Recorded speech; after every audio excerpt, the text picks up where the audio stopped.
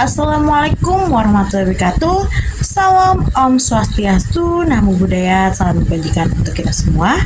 Perkenalkan, nama saya Sylvia Rosiana dengan NIM akhir 326.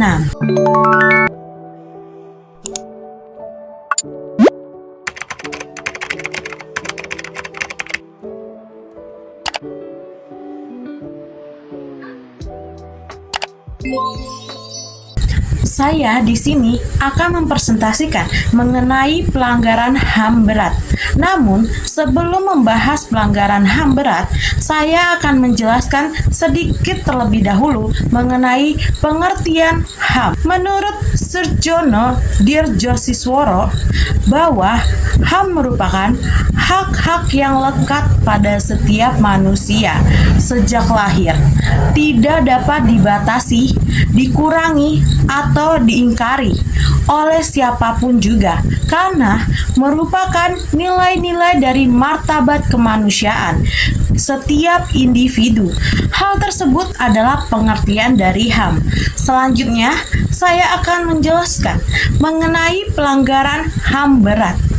Pelanggaran HAM berat di Indonesia dibagi menjadi dua jenis, yaitu kejahatan terhadap kemanusiaan dan kejahatan genosida yang diatur dalam Undang-Undang Nomor 26 Tahun 2000. Nah, di sini saya akan menjelaskan terlebih dahulu pelanggaran HAM berat, yaitu kejahatan terhadap kemanusiaan. Yaitu salah satu perbuatan yang dilakukan sebagai bagian dari serangkaian yang meluas atau sistematis, yang diketahui bahwa serangkaian itu ditujukan secara langsung terhadap penduduk sipil berupa pembunuhan, pemusnahan, perbudakan, pengusiran atau pindahan penduduk secara paksa, dan sebagainya. Yang kedua yaitu genosida, yakni setiap perbuatan yang dilakukan dengan maksud untuk menghancurkan atau memusnahkan seluruh atau sebagian kelompok bangsa, ras, kelompok etnis, kelompok agama dengan cara membunuh anggota kelompok, mengakibatkan penderitaan fisik atau mental yang berat terhadap anggota kelompok, menciptakan kondisi kehidupan kelompok yang akan mengakibatkan pemusnahan secara fisik baik seluruh atau sebagian. Sesuai dengan penjelasan yang saya sudah jelaskan tadi mengenai pelanggaran HAM berat, saya akan mengambil contoh pelanggaran HAM berat di Indonesia, yaitu pelanggaran HAM di Simpang KKA di Aceh. Salah satu dari 12 pelanggaran HAM berat yang diakui oleh Presiden Joko Widodo sesuai dengan video berikut ini. Saya sebagai Kepala Negara Republik Indonesia mengakui bahwa pelanggaran hak asasi manusia yang berat memang terjadi di berbagai peristiwa.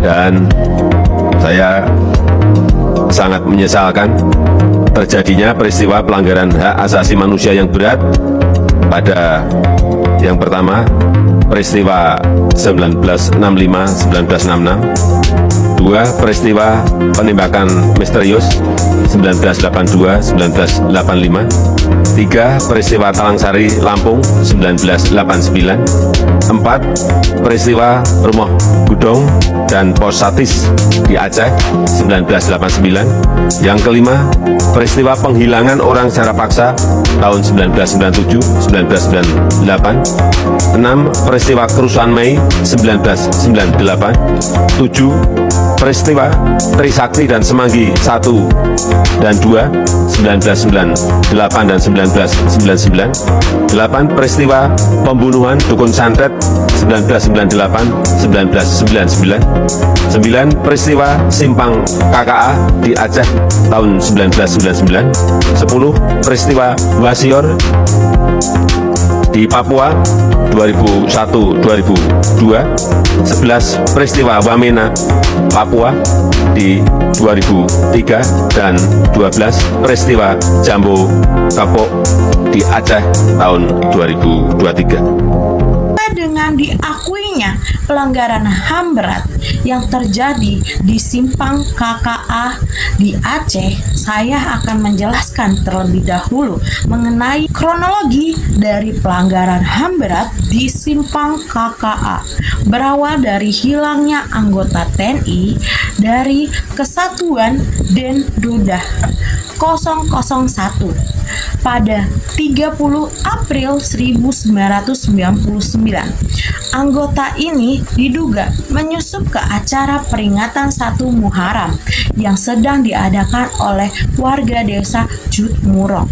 Pasukan militer Detasemen Ruda menanggapi hilangnya anggota tersebut dengan melakukan operasi pencarian besar-besaran yang dilibatkan berbagai satuan termasuk BRIMOB. Ketika aparat sedang melakukan penyisiran di desa Cutmurong, mereka menangkap sekitar 20 orang dengan melakukan berbagai aksi kekerasan.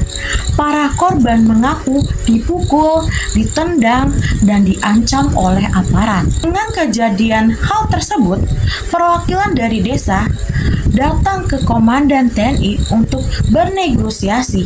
Setelah proses negosiasi selesai, Komandan TNI berjanji bahwa aksi kekerasan ini tidak akan terulang lagi. Namun, pada nyatanya, janji tersebut tidaklah mereka tepati. Pada tanggal 3 Mei 1999, salah satu truk tentara memasuki desa Cutmurong dan Lancang Barat, tetapi diusir oleh warga setempat. Setelah kejadian tersebut, pada siang hari, para pengunjuk rasa berhenti di Simpang KKA yang tepatnya berdekatan dengan markas Korem 011.